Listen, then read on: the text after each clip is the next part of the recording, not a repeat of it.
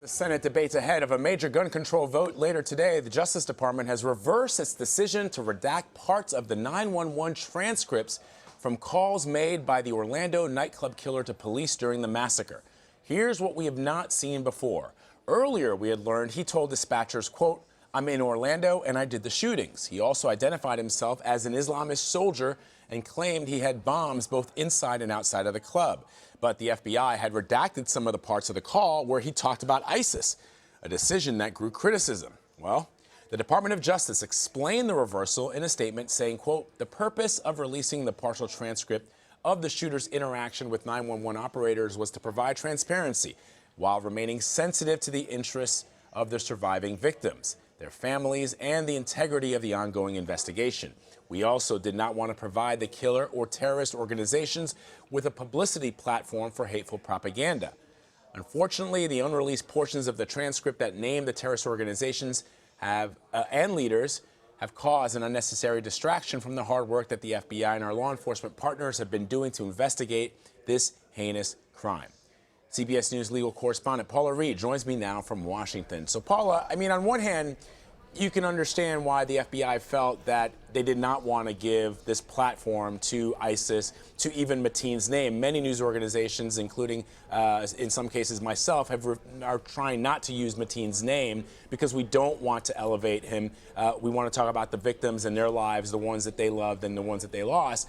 But on the other hand, you could see where people could say, look, you want to be transparent. This is about accountability and transparency. That's right, Vlad. The FBI, the Department of Justice, this is not the reaction that they expected. In their minds, they were releasing these pieces of transcript to be more transparent and also to help people understand how much they did during those 3 hours. They were doing it defensively to help people understand how much they did, what transpired, and most importantly, the information that was coming out of the Pulse nightclub that caused them to slowly move into the nightclub. Some people have criticized that they took too long. But Vlad, most of what people were focused on was these omissions, these redactions. The FBI absolutely did not anticipate this response. After a press conference this morning and sort of being, just lambasted on social media, they came out with this new transcript that includes not only the shooter's name, but also the source of his inspiration. And I know you've been talking to the DOJ ahead of Attorney General Loretta Lynch's visit to Orlando. I'm guessing perhaps rather than have her take on that criticism when she visited Orlando tomorrow, they wanted to sort of get it out of the way because, as you point out, the press and others were so interested in these redactions, which we all knew what they were. We knew that he had pledged allegiance to ISIS. I guess now this sort of draws that criticism away from her as she prepares to visit Orlando tomorrow.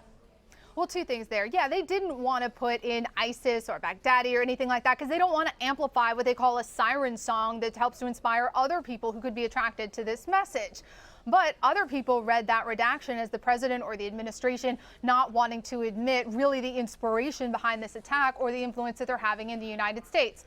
As for Loretta Lynch, the Attorney General, I'm sure she'd have no problem taking these questions, but it appears that they didn't want to wait 24 hours because the reaction was just so strong. And again, the Department of Justice, the FBI, they did not expect this. People I've talked to over there, they said, look, no good deed goes unpunished. We didn't have to release any of these transcripts. We released a portion and were criticized for redacting, but they understand why people are upset, and that's why they've released these unredacted versions so that people can see everything and they're not trying to hide anything. Right, because even Speaker of the House Paul Ryan commented on a CBS News story on Facebook that we posted on our Facebook page, a CBS News Facebook page, and there you can see it on our screens. And he said the president should reverse his administration's decision to censor the transcript. We know the shooter was a radical Islamist extremist inspired by ISIS. They should release the full unredacted transcript so the public is clear-eyed about who did this and why.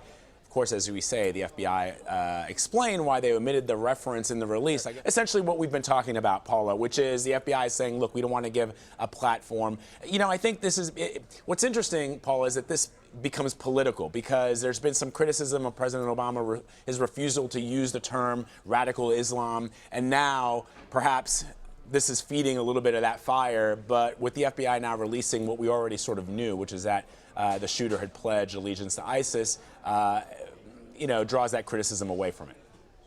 Yeah, lesson learned. It's very rare, though, for the Speaker of the House or any politician to come out and criticize the FBI that way. And I think Speaker Ryan's comments were directed at the administration, but it was the FBI and the Attorney General who decided to redact those specific pieces of the transcript. Again, they were very clear about why they did it. It's an understandable train of thought, but perhaps they should have anticipated this criticism and this not wanting to really be so overt about the fact that the Islamic State, what some people may interpret as radical Islam, was the inspiration behind this attack, or one of the inspirations that Mateen cited behind this attack. And final question, Paula, let me tap your legal brain.